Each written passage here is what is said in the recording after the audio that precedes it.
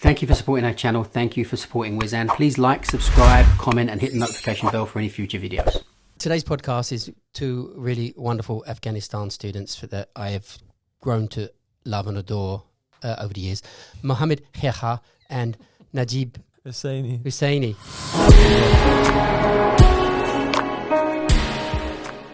That is a hard name to pronounce, isn't it? My name is hard to pronounce, but it's got very good meaning. What's the meaning? Well-wisher. Well-wisher. Well-wisher for everyone. Okay. Well-wisher for everyone. And it's your nature as well. That's correct, absolutely. Yeah. Husseini doesn't have any meaning, really, does it? It's just a carried-on name. It has, actually. Najib's got, like generous. What does it mean? Generous, being generous. Oh, you're generous. Yes. I thought you meant jaundice, like when you go yellow. Generous. Yeah. All right. Generous. So it's lovely to have you in the Wizan School as students, and obviously over time, I'd say we're friends. I really enjoyed having you here, and I really want to see you succeed. Najib, what level are you on now? I am 21 at the moment. 21, so close. Yeah. So no points on 21s. No points at the moment, yeah. Okay, and you've got a few stories that maybe we can share about your journey on the knowledge. And Mo, what are you on at the moment? Recently, I dropped on 21. Yeah. And I'm going next week, my first one. First 21. Yeah. So on 21s, you could be literally 3 months away from the end. It's quite exciting to be so close to the end. Never know. You never know. Maybe not. Well, I'm wishing you well. I'm a well-wisher. Thank you. And I'm being very generous to you as well. Yeah. As Hopefully, on the 21s, so how many years have you been doing this, Mo? On my, I started the knowledge, my blue book, then suddenly COVID started. And then I stopped there and not memorizing everything. So suddenly I received a call from TFL. They said, you have to come for your map test. I said, wow. And I couldn't remember that. So then I asked them, give me a time. Then they called me after a couple of weeks again. And I said, okay, book me one. So they booked me around, so far, 18 months. I'm on appearances, and I'm 21 now. And I've done, about a year, I've done the blue book and the radius map, all of it. Fantastic. And that's my time. Okay, well done. Really, really well done. Commendable. And what about you, Naj? How long have you been doing it now? I started like 2019. Right. Yeah.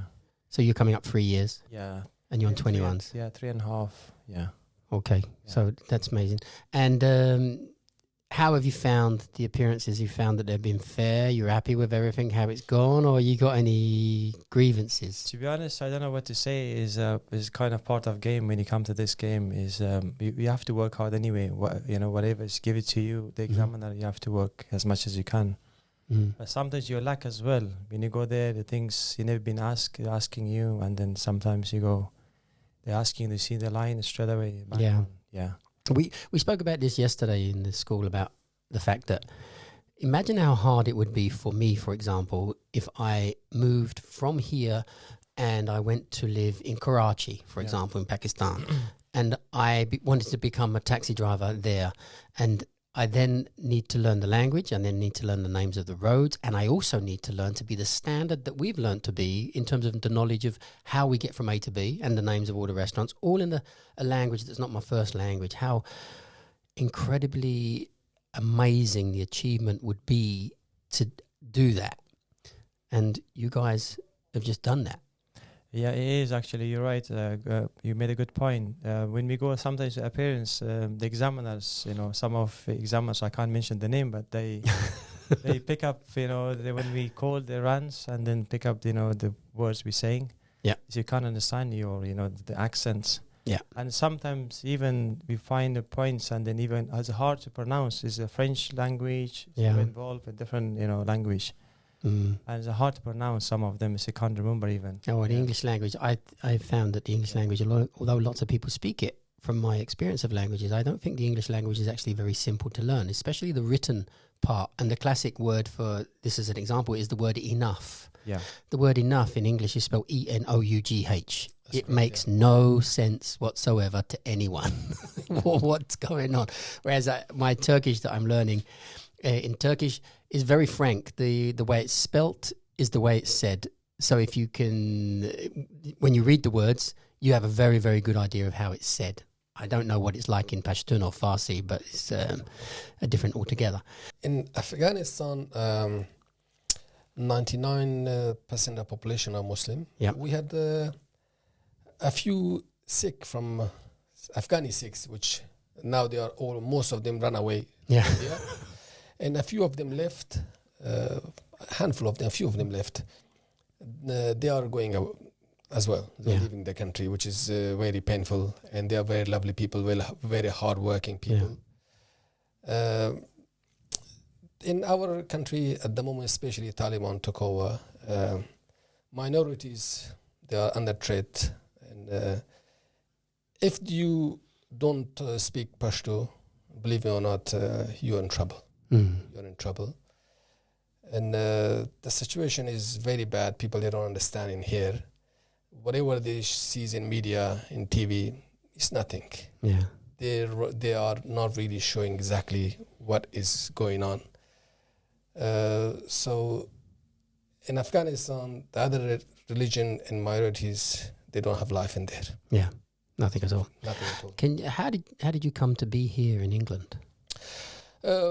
My main reason coming here, the same war, which we had a very good life in Kabul. My father was working in, he was as a counselor in 4 districts of Kabul. And me, my sister and brother was going to school, and I was very intelligent student at school. So when the Taliban took over, same night, we hired a minibus. The whole family, we put everything, we ran away. And took us about 24 hours to get to our village. So we've been there. Taliban even came up in our village after us. Oh. We ran away from there as well. So then we've been living in different villages by villages and mountain by mountain, and the war was going on. So then I decided it's no life for me. Mm-hmm. And my sister's husband was in Pakistan. So my sister needed to go to Pakistan, and I said I'm going with my sister. So I came with my sister to Pakistan, and my brother-in-law, sister husband, he helped me. I borrowed some money from him. And my plan was coming to UK, to settle in here, and to get a better life. Yeah. So the journey started from Afghanistan, running away from Taliban. Which year was this, Mark? That was, I arrived in UK. Exactly. Which year did you leave to go to Pakistan? 1999. Okay. Yeah. So 23 years ago. Yeah, same year. And that year I stayed in Pakistan around 3 months. So by the time I got the visa for Kyrgyzstan and made my passport, that took about 2-3 months. Then I flew from Pakistan to Kyrgyzstan. Then on the way, from Kyrgyzstan I went to Moscow. From Moscow I went to Ukraine. From Ukraine I went to Slovakia. From Slovakia I went to Czech. From Czech I came to Germany. From Germany, then I came to London. I flew from Germany. I came to Gatwick Airport. Okay. Now I remember that as Gatwick Airport. So when I came, I didn't even know what airport was that. Yeah. But people are going to wonder why you didn't stay in Germany when you arrived in Germany. What made you want to springboard to England instead? People were saying in here is a good country. Is being a they're humanitarian, accepting people as a refugee is better than Germany. So then I decided to come here and have a better life and help my family. Yeah. And that was which year? That was 7th of July, 1999. So in 1 year from Pakistan to here, you managed to get all that way? That took me all the journey from Pakistan. It took me 3 months to get to UK. All right. And I spent it around $6,500 American dollars, US dollars, to get here. And that was in 1999. Do you regret it? Not really, because I'm having good life in here. My kids are growing up here. They're going to school, and they're happy here. I can help my mom and dad, and they're happy from me. I'm happy. I'm doing knowledge. So if I wasn't here, I wouldn't met you. You're a very nice person. So You're welcome here. Yeah, and this is my journey, which I'm quite happy. You know, That's a hell of a journey. and I'm one of, believe it or not, I'm one of the luckiest one. Yeah. One of the luckiest one. But sometimes when I look at the people, our people in back home, it's very painful, and it's heartbreaking, and I cannot do anything for them, and that is more hurting me. Yeah. More hurting me. So I hope everything goes better in our country and people get a better life. It's very unlikely at the moment, isn't it, to get better? Absolutely right. So you're looking at 50, 60 years for anything to slowly change for the positive. I don't think so, because the people at the moment, the mentality they got at the moment, I don't see any future, a better future in Afghanistan, especially the way is this Western country, America, is backing the Taliban. And so the future is not, I can't see. In my life, well, I cannot see any future in there. It's not at all. Yeah. And Naj, how did you get here?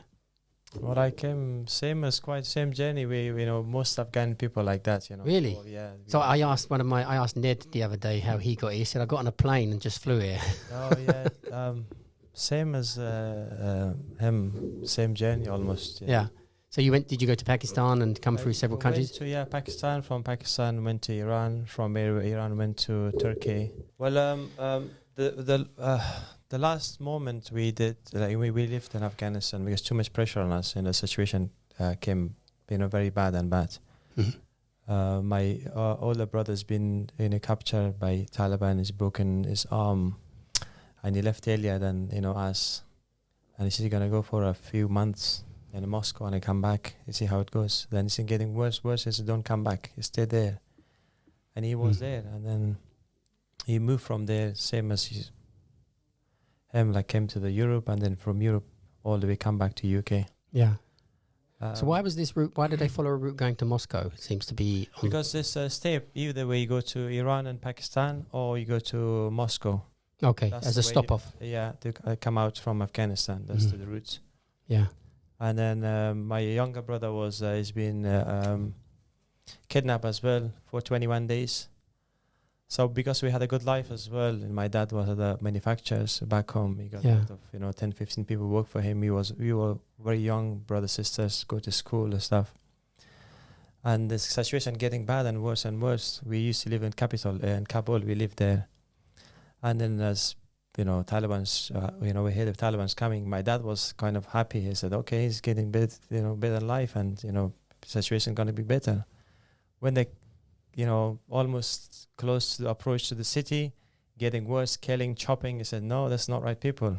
And then my dad was beaten up by them. And we ran away from capital. And minibus hit, 3 families. It was at 2-3 o'clock at night. I can't remember. Tapping my shoulders. My dad was hit. This is quite, the darkness, and then took us to the bus. I went to north of Afghanistan. Ran away from there. So it was the cities where the problems were. From Kabul, ran away from Kabul, from the town. Yeah. And for a week, my neighborhood doesn't know. No one's living here. After a week time, they find out that no one living in the house. We're already in a Mazar Sharif, different part of Afghanistan. We moved there. And did you own the house that you left behind? Yeah, my dad's house. And we went there, and because he had a 35, 40 years, job, business he left every single thing just with the clothes. Nothing could take the nighttime. The fridge, everything, put the curtain closed and just out of the house. He left everything behind. Wow. We went there and he said, we're going to stay for a couple of weeks. And then a couple of weeks' time, we're going to come back. Should be fine. Everything going to be set. You're getting worse. We've been there for 5-6 years after that. Yeah. And then they came Taliban again, they, by force, and they captured that country, the city as well. From there, killing, chopping stuff. Again, my younger brother's been kidnapped. And for 21 days, and my mom couldn't eat and drink, sleep, anything, she became half a person. Yeah. And then blaming my dad's why left before the country. Yeah. So that's, so we made the decision, my dad's, we have to leave the country, that's it. Did your dad leave as well? Yeah, and then everyone left there. Okay. Yeah. So you all managed to get to here? Yeah. Oh, good. Yeah, that's like we always saying we are, thanks God, we are the most lucky people out of the country. So we Yeah. left everything behind from Yeah. there. And a complete fresh start. You have nothing. You just start from the come beginning. back again to Pakistan, Iran, went to Turkey, went to Greece, come to Italy. Yeah. You know, same, you know, town to town, city to city. Yeah. And France and from so here. And here you are on the verge of completing the knowledge, Yes, a great yeah. achievement. Mo, you told me an absolutely horrific story the other day. Do you think you could repeat that? Okay, it's about my father-in-law family. Father-in-law, yeah. They established a construction company. It's called North Great, and they bought a machine, a digging well machine, which was quite expensive, around 120,000 US dollars. And they was working with Americans as well. They're getting contract and digging the wells and get paid by Americans and by different companies. So they bought the machine, and the route from Kabul to Kandahar. This is a drilling machine, isn't it? Yeah, For drilling machine, yeah. The route from Kabul to Kandahar is very long way to go, and the road was not roads like in UK. Yeah. It's been blown up by bombs, a lot of potholes, and it was very bad road. So no one was willing to go with the machine because of danger. So my father-in-law, he said, okay, he was a very good man, very brave man. He said, okay, I'm going with machine. And they hired 2 guards with the AK-47 to escort them all the way on the way to Kandahar. No one stopping on the way. So by the time they got to Kandahar, and the mafia, they took the machine and they killed my father-in-law, and they... Did they kill the bodyguards? The bodyguards ran away. Because you cannot stand against them. The 2 bodyguards, they can't do anything. Yeah. So after that, after killing my father-in-law, they put my brother-in-law in prison. He was in prison for 4 months. This is the part that was really hard to understand. So your brother-in-law goes to prison, even though he had nothing to do with killing your father-in-law, and nothing to do... His only problem is the machine has been stolen, and they need someone to be responsible for the machine was there. Everyone knew where is the machine. The machine was there. They knew the person name as well, but there was no one could go to approach to that person to ask him why I've taken the machine. So machine was there. Even after that, 3 people, young boys, and they graduated from Afghanistan University as an civil engineer. They went there to discuss with the same person to get the machine back. So they went, and 3 of them got killed outside the same person's house, shot dead, all 3 of them. Yeah. As I showed you the pictures as well, with the bullets and everything. Yeah, it was horrific. So be honest with you, when we are complaining from Taliban, even the previous government, the guy came from America. He was running a restaurant. We had 20 years. We had 2 presidents. Both of them had a restaurant in America. They came by American forces to Afghanistan to listen what America says. They came there and they destroyed the country. Whatever happening today, been taken over by Taliban. People have not livelihood. The main fault is them 2 people, them 2 previous presidents. Yeah, but you feel you had a chance to make it better, but they didn't. Absolutely, billions of dollars came to the country, but all of them they've been plundered by them 2 people, by their relatives, by their villagers, by their people, by mafia, and them people. So the country people at the moment is struggling because of them too, and Taliban came because of them too, and all of them. But still, there's a lot of stupid people in the country. Still, they follow them. Same people who destroy the country. Still, they calling them. They are our greatest. What do you call? We call it rahbar. They are our greatest. Assets? No, the assets you can say like President. in here, president. In here, the people they follow like Churchill. Then people calling them like as a Churchill. Efsani, legend. Legend. The reason the legend because they destroy the country. They haven't built nothing. So people should grow up and they should have broad-minded and see what happened to the country. And that is the story about my father-in-law family. Yeah. Believe it or not, that is nothing. This happened to the people worse than that. Yeah. You don't see them. You don't listen to them. You cannot hear them because their voices can't get in here. No one listen to them. It's millions of people like that, and their lives are full of horrific stories. And I don't think there's any family in Afghanistan not suffer because of what happened in Afghanistan for the last 20 years since. But behind all of that, believe it or not, behind all whatever happened, America and British forces could do better, but they haven't done a great job. Yeah. So all the refugees now coming to the UK, it's not because of they wanted to come to the UK, because the British government with America government, they made people to come in here. So when they come in here, they should accept them, because whatever happened in Afghanistan, it's because of them countries. Sadly. Yeah. Yeah. And you're here now, working away. Now you're still working in Yum Yums? That's tough for the moment. They keep calling me always. So anytime if I go, they want me to. So at the moment, maybe if I finish here, I'll just go for a weekend sometimes. You know, just for a. Well, and I've got a friends though. I mean, it's like a lot of customers. They know me as well. Yeah. I was very want good. Me, they want me. So yeah. You're in demand now. You can make a mean gin and tonic. They don't know I'm doing the knowledge at the moment. I just keep it. If I go with my badge. Okay. It'd be nice. Surprise and then celebrate. So do you have obviously got friends here in England that are from Afghanistan? Would you encourage those to do the knowledge, or you think this has been too difficult to do? I've been in 2004 or 5 when the public carriage office was in Penton Street.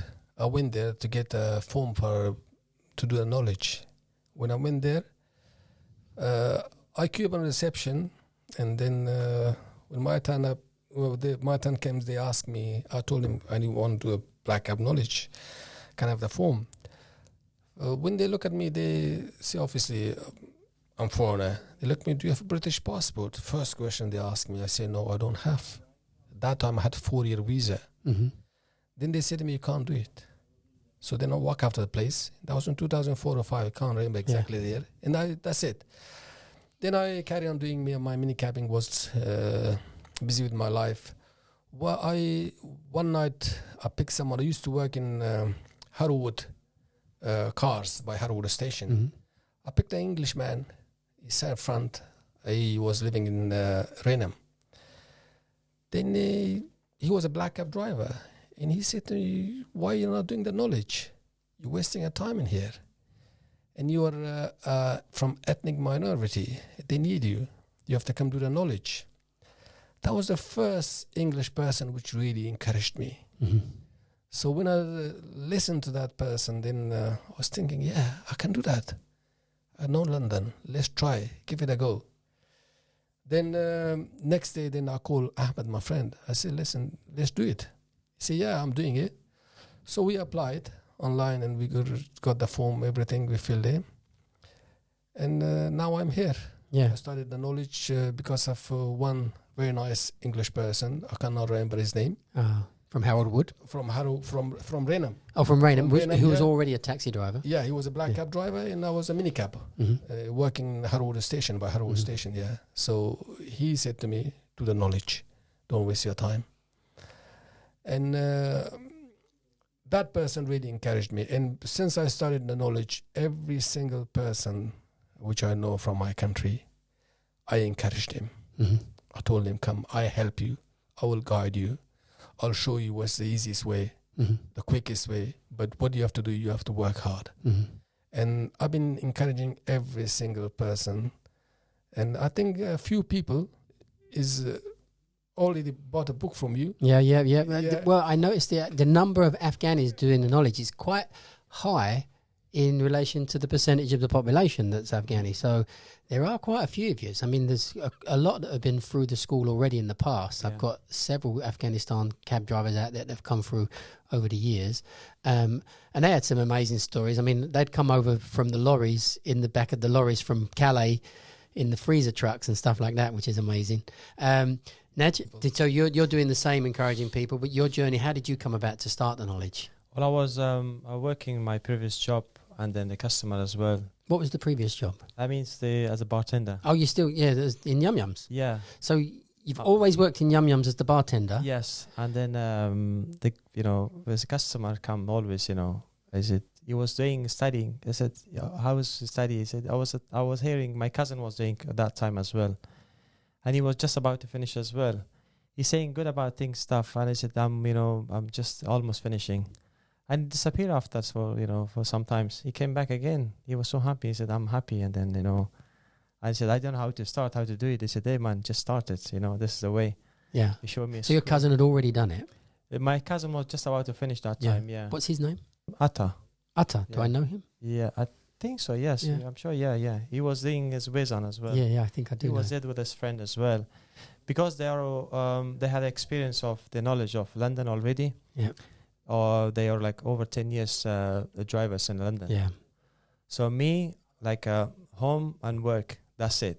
I don't know, nowhere, nothing. I was blank. I said to guys as well, I said, I don't know nothing about London. Yeah. East, west, north, I don't know nothing. If they ask me, I don't know. And now? And would take me for the run. They asked me which way is city. I said I was blank. And they would maybe angry with me. I said, I don't know nothing. Yeah. I can understand now. When I go up and down, in the city, I feel thanks, for the knowledge. I said, understanding, sometimes when I'm driving, I'm doing Uber as well currently as well, just, for When I started Yeah. 30 years ago, my friend said to me, you're doing the knowledge, it's easy, you know London. And I worked Covent Garden from the age of 15. Yeah. I'd done 10 years working Covent Garden, so I knew Covent Garden. Okay. Brilliant. He said to me, he also worked Covent Garden, and he went away and done the knowledge and became a taxi driver at the same time as working Covent Garden with me. He said, you can do it, it's easy. Look, take me from the Strand to Buckingham Palace. I said, I don't know. I work in Covent Garden. I don't know how to get from the Strand to Buckingham Palace. I live in the East End, so I always go home this direction. So you come to this, and I kind of always felt when you're going to learn the knowledge, I do tend to think sometimes it's actually a benefit to know nothing before you start, so that when you do start, you kind of you just take it all in. I have met many people over the years who come and they say, always, whenever I'm speaking to minicab drivers, I want to do the knowledge because I know London already. I'm a minicab driver. And you think, well, you may know London already, but you really don't know what you're in for. And the complacency that a lot of them have, that they think they know something. But what's hard about the knowledge is the language. So it's okay saying you know London. It's okay saying I know how to get to Buckingham Palace. Yes, that's true. Now tell me word for word every street and every left and right turning. Sure, yeah. Then you know the knowledge. And it's that aspect that I find a lot of the minicab drivers, when they come along, they misunderstand that part. They think, I just need to know my way around. No, you need to learn to speak your way around perfectly so the examiner understands you. And that is an enormously difficult thing. So the achievement of being able to do this, which you are both so close to do, and I'm going to be here when you pass out. I'll come up and meet you when your badges are handed out. You're going to be 80,000 something. Once I was doing, I was thinking of doing knowledge. Mm-hmm. Before that, I was like 6 months or a year. I was doing almost a year. I was doing work in a pizza shop. Okay. I was doing inside, in and out, all the work and job I was doing. Delivering pizzas. Delivery pizza as well. I don't know, no clue to be honest. They will show me the map. There's not even training outside how to do it professionally. It's take me from here. I was looking the map. I was counting how many streets is there on road, and write it down after 10. I was writing before and after the road as well. Yeah. Not missing. I was to make sure if I'm going forward or backward. I was writing as well, writing down with a pen on my hand, and I was writing I don't know how far is it. I'd never been in my life first time. Which area is this? It's especially the Kingsland Road. Oh, okay, all right. Yeah. Yeah, that was Shoreditch High Street, almost Shoreditch High Street, the pizza shop there. And I was going forward to Stoke Newington, Dowie, always going the main road. I was writing down. If I go, I was drawing like, the roads, how many been there. I was drawing in my hand as well. Yeah. That's why he's good in knowledge at the moment in the same area. In that around that area. He likes the That Kingsland area, Road, Shoreditch, Stoke Newington. Yeah. Yeah. Do you know Barrett's Grove? Barrett's Grove, yes. You know Barrett's Grove? Do you know Barrett's Grove, Yes, I Mo? know that, yeah. Stoke But Newington. it's closed now. You can't get to. You can't get through it. Monday now. Number 10 Barrett's Grove was the house I was born in. Wow. There's a school in the corner, church. I don't know it. I was Yeah. born there and I left straight away. Yeah. So my family are all Roman Road, Bonner Street based. And I'm not exactly sure what happened, but I think my mum and dad had an argument, and my mum went away, and she was in the house in Barrett's Grove, and she was pregnant, and I was born in their house. So I'm ashamed of it because it's kind of not exactly the East End. So we was taken away from my roots and born somewhere else, and then came back the next night. So Barrett's Grove. Oh, Suleiman is passed out. How do you feel about it? Just finished our He's finished. Suleiman is another Afghani student, and he's now got his rec. Yeah, he's got it recently. Just a couple of weeks back, isn't it? Yeah. And then I'm so happy for him as well. Yes, And he was crazy, but how amazing. I started with him, to be honest. Yep. I don't know, no clue, nothing. I haven't finished my blue book, and he said, I hate that he's doing as well. I didn't know about him, he's doing it. Yeah. And my brother said he's doing as well. I said, I was shocked. I said, okay. And he said, he's not going to come to me because I'm blue book, I'm beginner, he's ahead as well. Yeah. So he was showing me like a lot of places, to be honest. He was a bit guiding me as well. Thanks for him anyway, yeah. How long did he take, do you know? To be honest, I don't know exactly, in fact, how much Yeah. time he spent before, because I want to start when I came to the school, that older school, we come join together. Yeah. He hasn't got But his he badge was yet. done before though, yeah. When does he get his badge?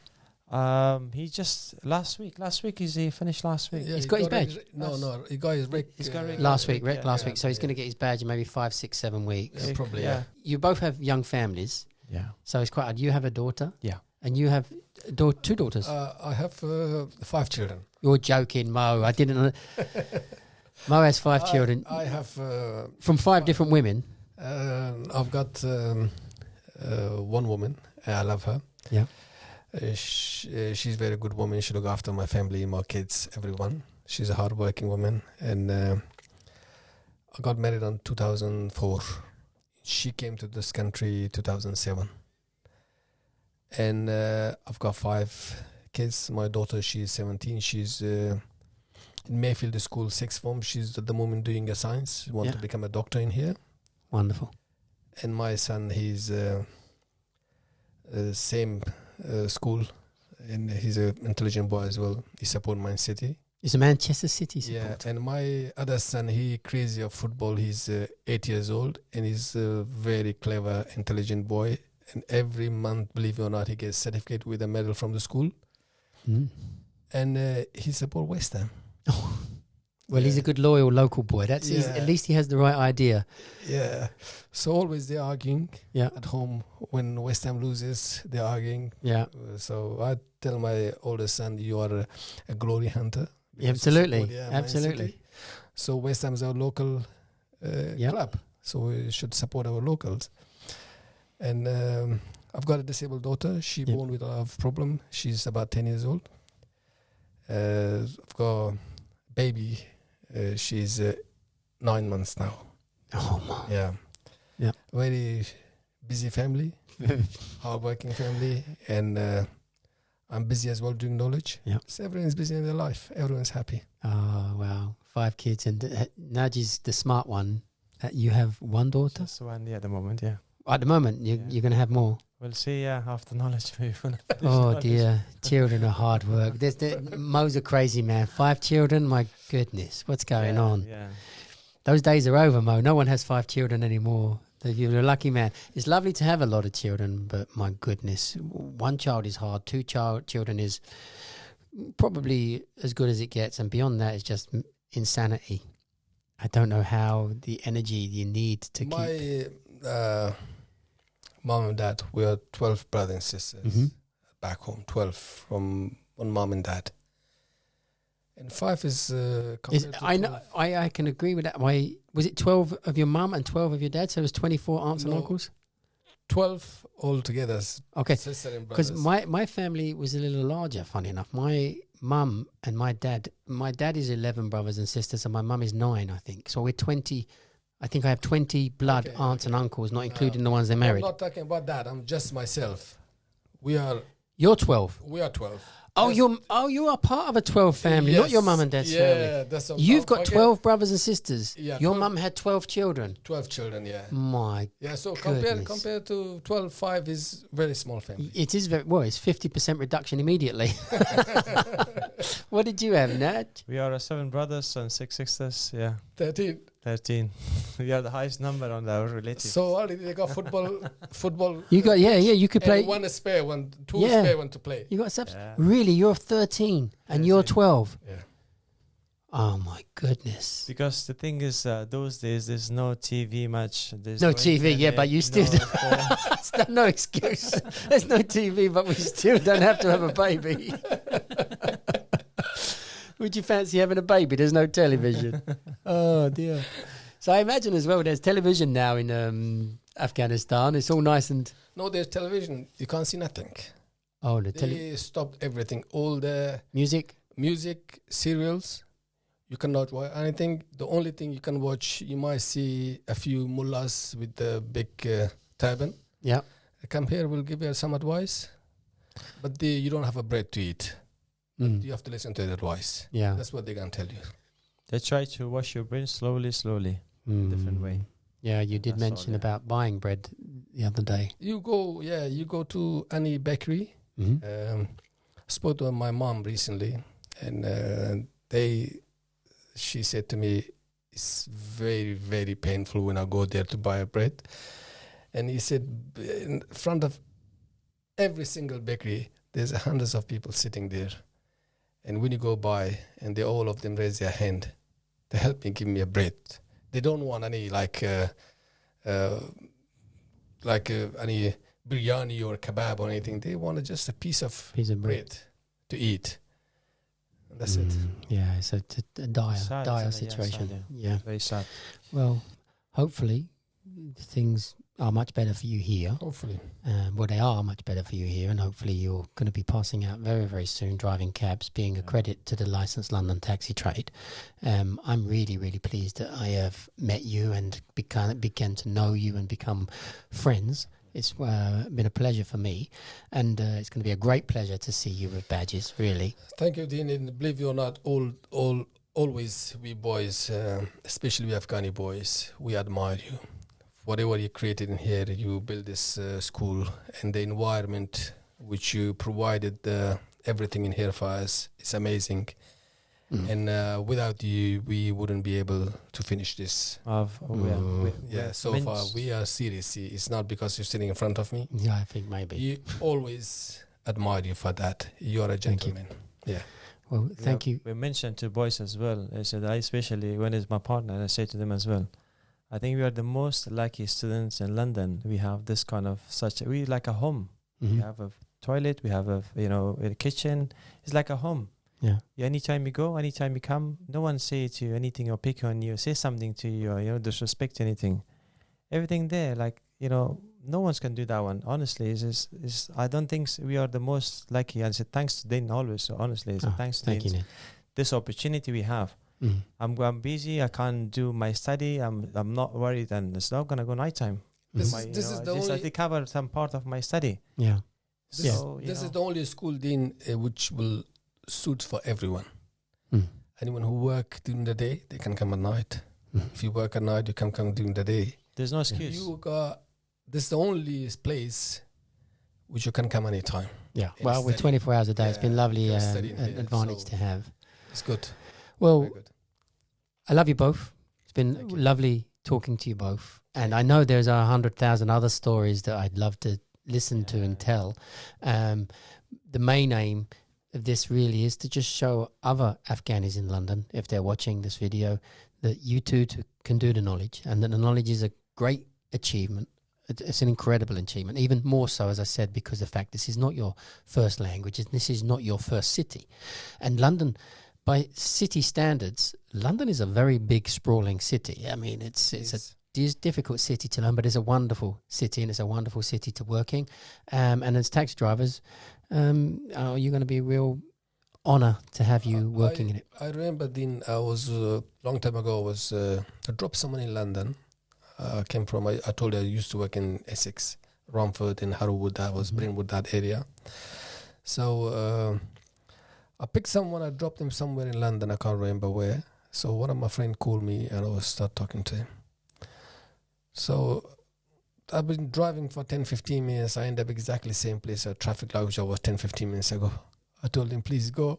I lost myself. Exactly same place I was 10-15 minutes ago. So, as you know, London is very complicated. Yeah. If you don't know, you'll get lost very quickly. Mm-hmm. So knowledge will make you better to find your way. And isn't it wonderful now that you know London in the way that you do, how small it suddenly seems? Absolutely. So I tell my friends, I encourage them to do the knowledge. I tell them probably when you start, the first blue book is a bit hard. Then the second blue book will become a bit easier. Then the third one is easier. Then the fourth one is the easiest one, because most of the rules will be in fourth and third, which is on first and second one. So you already memorize them. You know where they are located. So it's better you start, but do not leave in the first one. Once you memorize the first one, then the second, third, the fourth one will come. It gets easier and easier as you go. And then you have to start doing the real work, which is point to point. Yeah. And yeah. And one thing, Dean, as well, one of my cousin came from Europe and asked me, take me from Hackney to Victoria Station. You try to go back to a station and go to a different city. And I was struggling I was thinking, I was new driver as well, and the navigation as well. I was kind of looking, I was panicking. I never been inside the city, and I had to get in, I had to, seeing the roads, the one-way system, the stuff. I was struggling myself with too much pressure on me, but, it doesn't know. And he asked me, how long have you been living in this country? I was ashamed. I said, I would just try to ignore his question. I said that it's not far distant from Hackney to Victoria Station, not much, but I was struggling. And after I was just scratching my head, I said, if someone asks you from different country, if you ask some information, you struggle. If you live in some city, you have to have still a bit of knowledge. Yeah. And this knowledge, I ask me someone, where is this place? Where is this place? You can't excuse. Just it's good to know. It's good knowledge. If you things is beneficial for you, and more information and more interesting as well. A lot of places in London, very interesting places. If you know it, if you don't know, it's hidden place. Well, I have some experience. I've driven in lots and lots of cities, and I find the city I live in now in Izmir is very easy because it's a big bay. So the shape is very easy. But I found Berlin very difficult. So you're in Berlin and they tell you to go to a train station, or you've got to take a friend to a train station. You have zero concept, and I think people don't understand. Now we know London. When you're in a new city, you have zero concept of which way is north, east, south, and west, let alone anything. So you're literally, you don't know which way you're pointing. You don't know which way the road has just turned off slowly and taken you facing another direction. You've got no clue whatsoever. So, and without the map and without actually studying, it's very difficult to understand a city unless you're in and out all the time. I imagine as well, a lot of foreigners, when they come to London, if you're using the underground, you must have no idea where you are. No idea. You're on the underground all the time. When someone asks me about the underground, I have no idea because always I drive overground. You're an overground. I have no idea about underground. Whenever I go, sometimes I use underground. Every station I go goes to someone and ask him from here which train I have to catch to go there. So they will guide me. Then I'll follow their direction. And we people come from back home. They were saying someone came from back home and start driving. There was a big roundabout. He was driving around the roundabout. He lost himself. Someone called him. He said, "This is a dangerous driver. He's driving around in roundabout, so he's not going nowhere. He's creating chaos." So someone called the police. Here? In here, yeah. And the police came and stopped him. He said, "What's going on?" Then the guy said, "This roundabout is a problem." He said, "No, not roundabout. You are the problem. The roundabout is the same roundabout, but you don't know." Why couldn't he get off the roundabout? So, because there's a lot of exit, so he didn't know which exit to take. So this is the roundabout is a problem. The police said, "No, you're the roundabout. You are the problem." Yeah, well, roundabouts, I don't know how they work in Afghanistan, but in Turkey they're terrible because roundabouts two-way in Afghanistan. A roundabout is two-way. All of them? Roundabout, I think it's all of them. I think most of To them. be isn't honest, the roundabout. it? Yeah, is, roundabout. As far as I remember, it's two ways. Yeah, you're right. Yeah, it's Roundabout is two-way. two-way. It's crazy. Yeah. There's no line there. They know what they're doing. It doesn't matter which way you go. You can go Whenever- anywhere you Yeah. like. Whenever I used to go back home, my brother, they used to drive me around. They asked me, "You're not driving?" I said, "No, I can't drive right now." But I used to be drive back home. Yeah. Since I came, I get used to driving here, follow the rules, and there are no rules. No rules. No rules. You have to be. If you're playing a game, you're good in game. So you're a good, better driver in Afghanistan. Yeah. So if you're not good playing a game, so you can't be driving. No, in I Afghanistan, can. Yeah, similar. Well, the rules in Turkey for the roundabout is that they try to change to be like the European law that you give way to traffic on the roundabout. But the old law was that the traffic on the roundabout gives way to the traffic coming onto the roundabout. Okay. So now you have the confusion of the old driver who thinks, I'm going to drive the old way, which means I am coming onto the roundabout, so you are on it, you must stop for me. And then you have the new driver who thinks, you're coming onto the roundabout and I am in the right of way, so you must stop for me. Oh. And you get this chaos. And then you get the ones where they all stop. They're stopping to let you on, you're stopping to let them on, and it's Start building up. Why they don't take the rules from Afghanistan both way can drive? both way. So Well, they that's what- kind of do. In Turkey, they're not super bad drivers. I don't want to say that they are, but there are a percentage that's, and I think it comes down to this with every country. It's the percentage of how many bad drivers you have, and I estimate about 15% to 20% of Turkish drivers are bad in the sense that the 20% probably are the ones who think they're the best because they drive the fastest, they drive the most forceful, they don't care about anything, the road is for them. I had a friend whose son got killed in a car crash, and he said when he was telling me how he got killed, he was putting the blame on the other driver, but as he was telling me, I was thinking actually it was your son's fault. He was driving on the motorway super quick, and as he come up behind the car in front of him, he got very close to the car in front of him, and he was flashing the car in front of him, To move. get out the way, and they're doing maybe 130, 140, 160 kilometers an hour, flashing. He moved, but as he was moving too slowly for him, so he was getting closer and closer, and my friend said to me, it's all the man in front's fault, he didn't move out of the way. And as he moved out of the way, he accelerated too quickly, and they clipped each other, and over they went, and he was killed. And it was the fact that my friend's telling me that it was completely not his fault. And I thought, well, everything you just said there sounded wrong. You know, you're dangerous for driving so close, dangerous for driving so fast, dangerous for flashing the person in front to make them get out of the way. And obviously you tried to overtake before the car even got out of the way. I remember something which is very interesting. It's that's good. Just come up my mind. Me and my dad, our house was in Kabul, capital, Winter village. We come from Baghlan. And, we were coming to Kabul and we hired a taxi. So the taxi driver started driving on the way. The taxi driver stopped him. My dad was sleeping in the back seat. So the taxi driver stopped on the road somewhere. The one other person was sitting in the front seat. He jumped, went and knocked the door. And they got a plastic bag. In that plastic bag, there was alcohol. So they bought alcohol. And the route which you take from Baghlan to Kabul is very dangerous. It's mountain. A blink of eye, you're dead. You finish. It's a very dangerous route. So then on the way, they got their alcohol now, 2-3 bags. I can't remember. There's plastic bags, plastic bags. And my dad even have no clue because I went from UK. I knew what's going on. So my 16 was saying, okay, they bought some alcohol. Okay. So we stopped in a restaurant on the way. We had the lunch and they started drinking. Them, the driver. And I told the guy, I said, excuse me, what are you doing? It's dangerous. Then the other one say, if he's not drunk, he's a bad driver. Once he's drunk, he's a good driver. Believe me or not, exactly the word he said to me, I'm repeating in here. Yeah. And believe me or not, I was watching that driver. I was sitting behind. I was watching that driver all the way to Kabul. If a slightly mistake, I was stop him and say, excuse Yeah. me, wake up, what are you doing? And I couldn't tell that to my dad because my dad was so serious about drinking alcohol.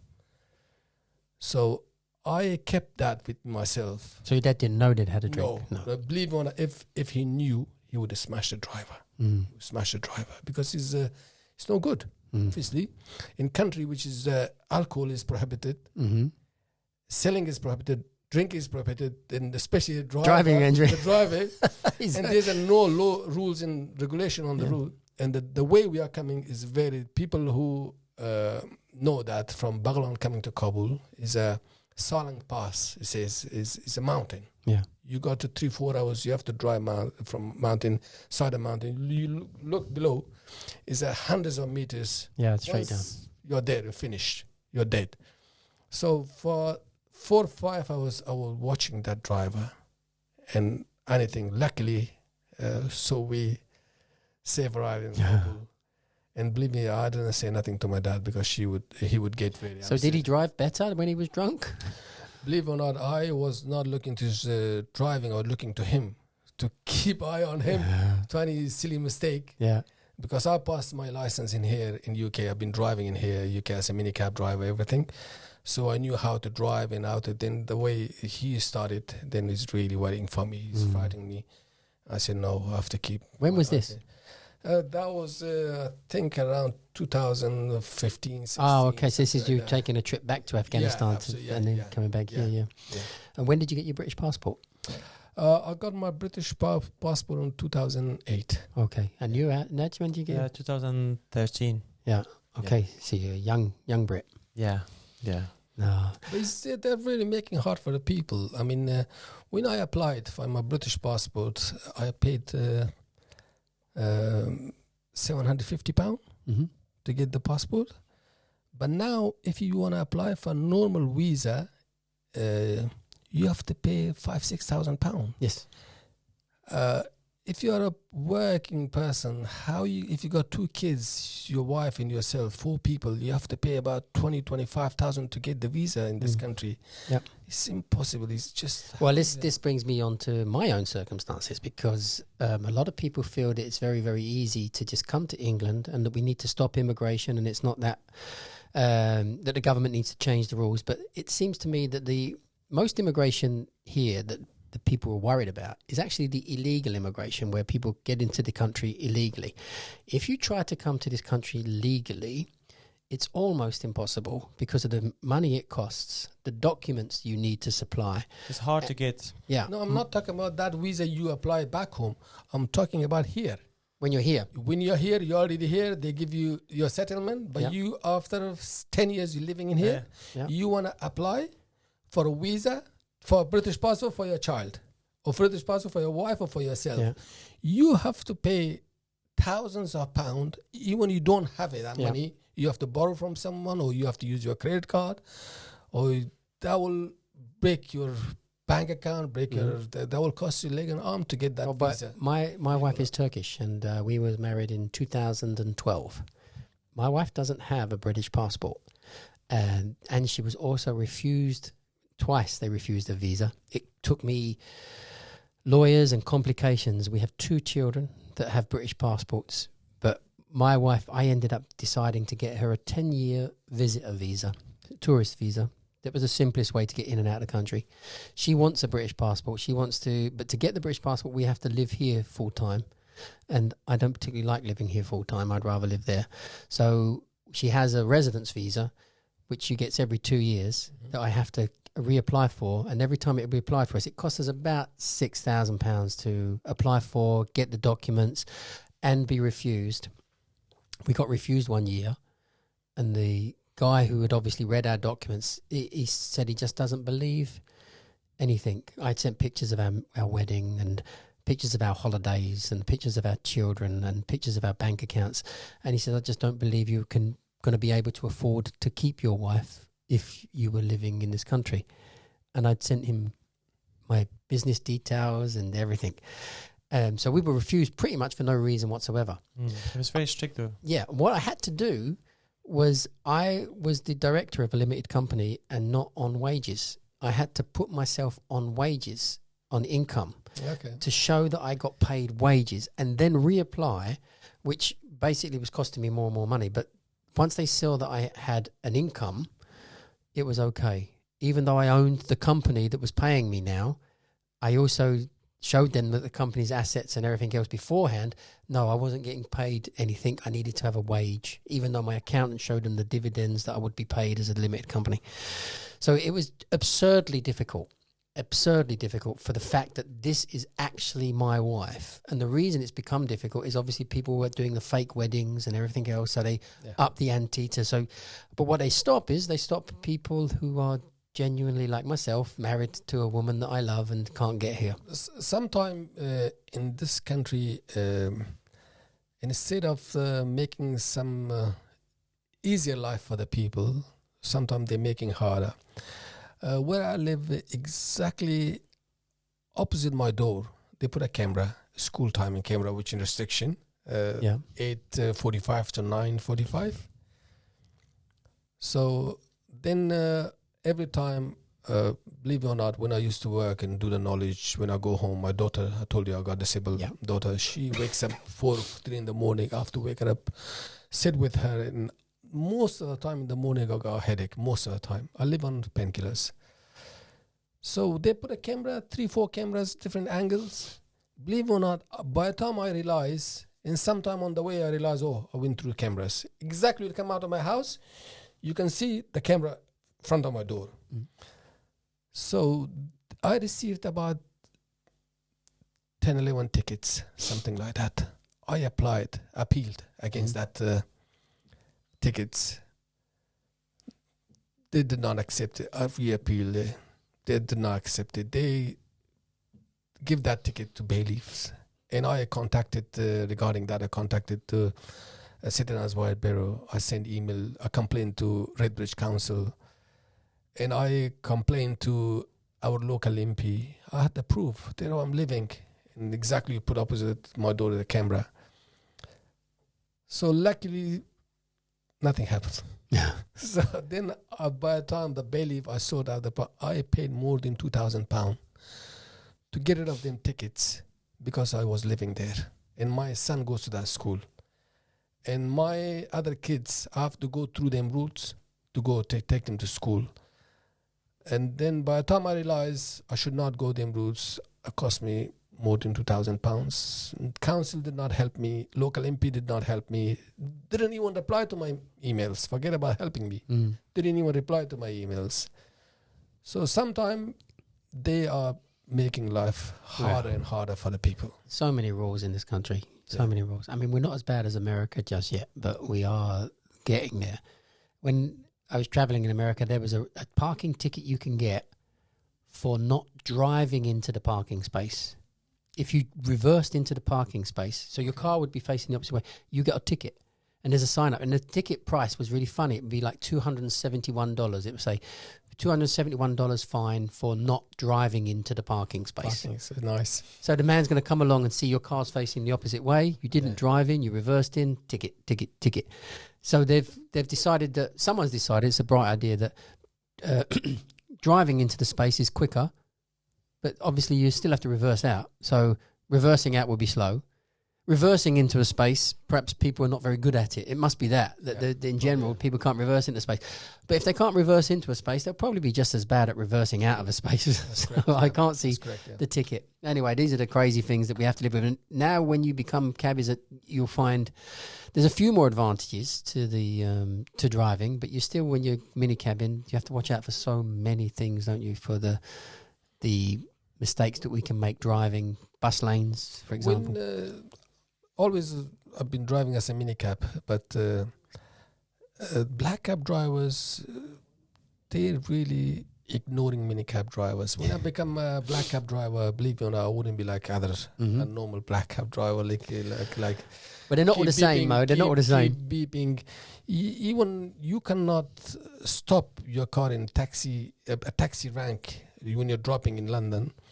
If any black cab driver will see you, will come out, you cannot stop here because it's a taxi rank or blah, blah, blah. He'll give you a mount and he will destroy your day for just stopping a minute. Well, he's a minicab driver, you're a black cab driver. You have done knowledge, he hasn't done knowledge. So what's wrong with you? Well, let's see what you do when you see your first minicab sitting on your rank when you want to sit on it and park on it. Let's see what you do then when you pass out. I believe when I had a bad experience, I wouldn't beep anyone. And, No, I tend not to. Yeah. When you drive in London, one of the biggest tips is to be as calm as possible. It's that you don't want to lose your temper. When you do pass out, very often, if you do get angry and road rage, it costs you money because you have to go home. You just can't carry on working. You get too angry. I told you I was driving for Harwood cars. Yeah. In Harwood, there's a taxi rank. About 4 or 5 black cab drivers can park there, and but you couldn't see a single black cab driver park up there. They never, always empty. But when we used to come pick up our fare, we used to come exactly to that taxi rank and pick up and go. Yeah. Okay. So that taxi rank was only for black cab driver. When West Ham was playing, they used to come park their vehicles, black cabs there, go to watch West Ham game, then come back and go. So even TFL people, we used to come and park there for 2 minutes to pick up someone. The TFL will come with his badge. You show this badge. It's a taxi rank. You cannot park in here.